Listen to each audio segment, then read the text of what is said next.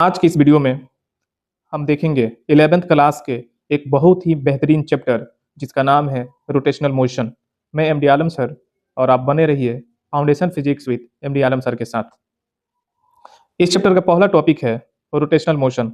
सबसे पहले हम समझेंगे रोटेशनल मोशन क्या होता है। जब कोई रिजिड बॉडी एक फिक्स्ड एक्सिस के अबाउट घूमती है तो उसकी मोशन को रोटेशनल मोशन कहते हैं। रिजिड इसका मतलब होता है कठोर, करा कि एक फिक्स्ड एक्सिस के अबाउट घूमती है तो इस प्रकार का जो मोशन होगा उसे रोटेशनल मोशन के नाम से हम जानेंगे। जैसे एग्जांपल आपका हो गया ceiling fan, bicycle, up wheel, earth का अपनी एक्सिस पर घूमना। ये जितने भी मोशन है ये सब रोटेशनल मोशन है। रोटेशनल मोशन है। इसके बाद यहाँ पे कह रहा है बॉडी का हर पार्टिकल सर्किल में मूव करता है। ठीक है ना। जैसे मान लीजिए कि एक पंखा है अपने एक्सिस पे घूम रहा, तो उसका जितने भी पार्टिकल है, जितने भी ब्लेड है, वो सब एक साथ मूव करता है। स्ट्रेट लाइन में पढ़ के डिस्प्लेसमेंट को हम डी या एस से रिप्रेजेंट करते हैं, लेकिन जब आएंगे हम इसमें रोटेशनल मोशन में तो एंगुलर डिस्प्लेसमेंट को हम थीटा से रिप्रेजेंट करेंगे। इसका जो डिफिनीशन है, कर बॉडी ने कितना एंगल कवर किया उसे एंगुलर डिस्प्लेसमेंट कहते हैं। और इसका जो एस यूनिट होता है रेडियन होता है। डिस्प्लेसमेंट का मीटर होता है लेकिन एंगुलर डिस्प्लेसमेंट का रेडियन होता है। और इसका जो रिलेशन होता है S equal to R theta होता है। देखेंगे एंगुलर वेलोसिटी। इसका डिफिनीशन है कारण कि एंगुलर डिस्प्लेसमेंट के चेंज के रेट को एंगुलर वेलोसिटी बोलेंगे और एंगुलर वेलोसिटी को हम ओमेगा से रिप्रेजेंट करेंगे, ओमेगा। और ओमेगा इक्वल टू होता है इसका formula d theta by D t, d theta by D t. और d theta by D t को rate of change of angular displacement बोलेंगे। और इसका जो एस यूनिट होता है रेडियन पर सेकेंड होता है। बहुत सारे एग्जाम में इसका एस यूनिट आपसे पूछा जा सकता है। अब होता है रिलेशन विथ लीनियर वेलोसिटी। अब इसका लीनियर वेलोसिटी के साथ रिलेशन क्या होता है, तो इसका जो रिलेशन है यहाँ पे आर ओमेगा है। जो आपका टॉपिक होता है उसका नाम है एंगुलर एक्सेलरेशन। एंगुलर एक्सेलरेशन को हम अल्फा से रिप्रेजेंट करते हैं, अल्फा। और इसका जो डिफिनीशन होता है एंगुलर वेलोसिटी के चेंज के रेट को एंगुलर एक्सेलरेशन कहते हैं। और इसका जो फॉर्मूला होता है alpha equal to D omega by D T होता है। और इसका एस यूनिट बहुत ही इंपॉर्टेंट है, बहुत सारे एग्जाम में ये आता है, रेडियन पर सेकेंड स्क्वायर।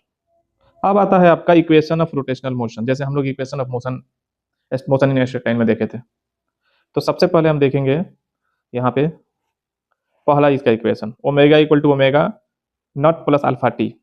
जैसे हम लोग मोशन इन स्ट्रेट लाइन में देखे थे v बराबर u प्लस ए टी, जिसमें ये फाइनल वेलोसिटी था, ये इनिशियल वेलोसिटी था, ये हमारा एक्सेलरेशन था, ये टाइम था। उसी प्रकार ओमेगा आपका हो गया एंगुलर वेलोसिटी, ओमेगा नॉट हो गया इनिशियल, ये आपका एंगुलर एक्सेलरेशन हो गया, ये आपका टाइम हो गया। इसके बाद हम देखेंगे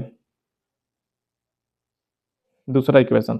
दूसरा इक्वेशन जो है आपका यहाँ पे कह रहा है यहाँ पे theta equal to omega T plus half alpha T square. जैसे उसमें एस इक्वल टू हम देखे थे U T plus half A T square. और थर्ड इक्वेशन हमारा यहाँ पे है, थर्ड इक्वेशन यहाँ पे कह रहा है कि omega square equal to omega naught का square plus two alpha theta. अब इसका कह रहा है कि एग्जाम ट्रिक जो है यहाँ पे लीनियर से जब रोटेशनल में चेंज होगा तो इसका मतलब होगा कि भी को हम ओमेगा मानेंगे और ए को हम मानेंगे अल्फा और एस को मानेंगे थीटा। ये एग्जाम ट्रिक है। आप मोशन इन स्ट्रेट लाइन का जो इक्वेशन ऑफ मोशन का इक्वेशन है ये सब चेंज करके आप डायरेक्ट एग्जाम में इक्वेशन को लिख सकते हैं और क्वेश्चन बना सकते हैं। जो आपका टॉपिक है इसका नाम है मूवमेंट ऑफ इनर्शिया। बहुत ही बेहतरीन टॉपिक है ये आपका। करे रोटेशनल मोशन में मास का डिस्ट्रीब्यूशन जितना दूर दूर हो उसका इफेक्ट मोमेंट ऑफ इनर्शिया बताता है।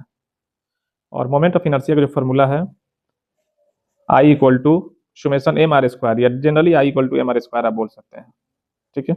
और इसका एस यूनिट जो है होता है आप बता सकते हैं यहाँ पे KG metre square, KG metre square. अगर इसका डायमेंशन आपसे अगर पूछा जाता है एम एल स्क्वायर होता है और टी जीरो।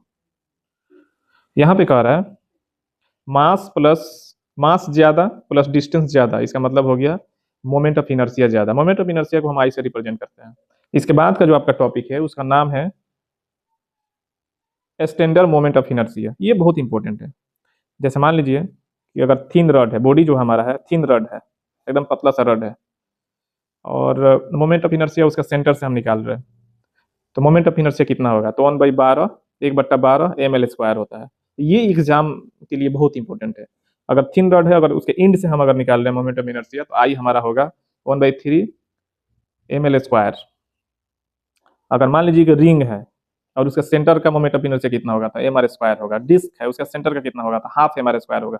सॉलिड स्फीयर है, उसका सेंटर का मोमेंट ऑफ इनर्शिया कितना होगा, 2/5 mr² होगा। ये एग्जाम के लिए बहुत ही बेस्ट इंपॉर्टेंट पॉइंट है। हमारा टर्क, टर्क जो है, टर्क क्या है, इसका डिफिनेशन कर रहा है यहाँ पे कि फोर्स के रोटेटिंग इफेक्ट को टर्क कहते हैं। जो फोर्स का रोटेटिंग इफेक्ट है उसे हम टर्क बोलेंगे। टर्क का जो फॉर्मूला होता है tau equal to R cross F, या इसको हम ऐसे भी लिख सकते हैं आर एफ साइन थीटा, ठीक है, क्योंकि क्रॉस प्रोडक्ट में साइन आता है। अगर यहाँ डॉट रहता तो यहाँ पे साइन नहीं आता, कॉस आता। इसका एस यूनिट जो होता है न्यूटन मीटर होता है। कभी कभी इसका डायमेंशन भी आपसे पूछा जा सकता है। तो डायमेंशन क्या होता है, न्यूटन फोर्स से आता है, एम एल टी इनवर्स 2, इसका होगा एल, इसका मतलब हो गया कि ml² टी इनवर्स 2, इसका डायमेंशन हो गया। और इसका मैक्सिमम टॉर्क कब होगा, जब थीटा 90 डिग्री होता है, तब उस कंडीशन में मैक्सिमम टॉर्क होता है। अब जो हमारा टॉपिक है उसका नाम है Newton second law for rotation, यानी रोटेशन के लिए हमारा न्यूटन का सेकेंड लॉ क्या है। तो इसका स्टेटमेंट हम देखेंगे। यहाँ पे कह रहा है इसका स्टेटमेंट कि net torque equal to moment of inertia multiply by angular acceleration, यानी tau equal to moment of inertia multiply by angular acceleration. ये जो है आपका एंगुलर एक्सेलरेशन है, ठीक है। यहाँ पे कह रहा है कि ये F equal to M A का रोटेशनल फॉर्म है, ठीक है ना, क्योंकि हम लोग जानते हैं कि फोर्स का फॉर्मूला मास इंटू एक्सेलरेशन होता है। लेकिन रोटेशनल मोशन में जब हम आएंगे तो ये हो जाएगा इसके जगह पे आई, और इसके जगह पे अल्फा, और इसके जगह पे टाउ। हमारा टॉपिक है, ये बहुत ही बेहतरीन टॉपिक है, इसका नाम है एंगुलर मोमेंटम। इसको एल से रिप्रेजेंट करेंगे, और स्टेट के एग्जाम में इससे क्वेश्चन आते हैं।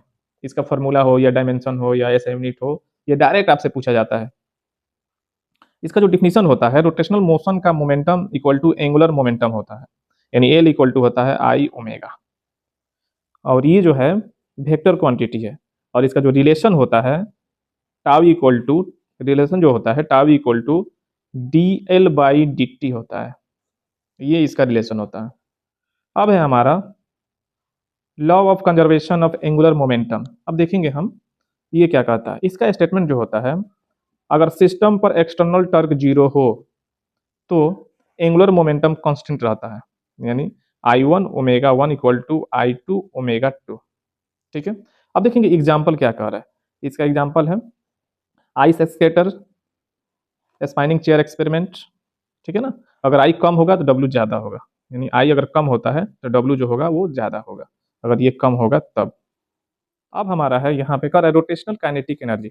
अब रोटेशनल काइनेटिक एनर्जी क्या है, क्योंकि काइनेटिक एनर्जी जो हम जानते हैं कि हाफ mv² होता है, तो हाफ mv² होता है हमारा kinetic energy. Rotational kinetic energy क्या होगा कि m के जगह पे हमारा आई होगा और v के जगह पे ओमेगा होगा।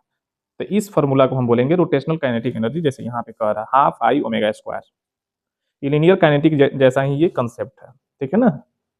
अब जो हमारा टॉपिक है उसका नाम है रोलिंग मोशन।